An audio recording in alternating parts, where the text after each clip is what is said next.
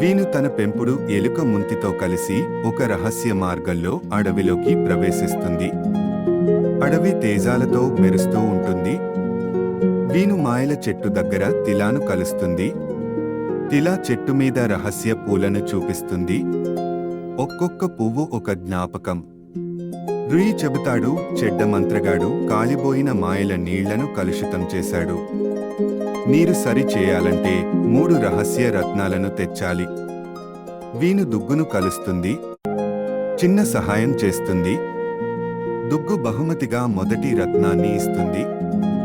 వీను, తిలా, ముంతి, రుయి కలిసి కాలిబోయినతో పోరాడుతారు. చివరకు మాయల కాంతితో అతన్ని ఓడిస్తారు. 3 రత్నాలను కలిసి మాయల నీళ్లను శుద్ధి చేస్తారు. తేజోవనం మళ్ళీ. వీను, ముంతి తిరిగి ఇల్లు చేరుతారు. కాని ఆమె గుండెల్లో మాయల అడవికి చెందిన చిరస్మరణీయ మిత్రులు ఉంటారు.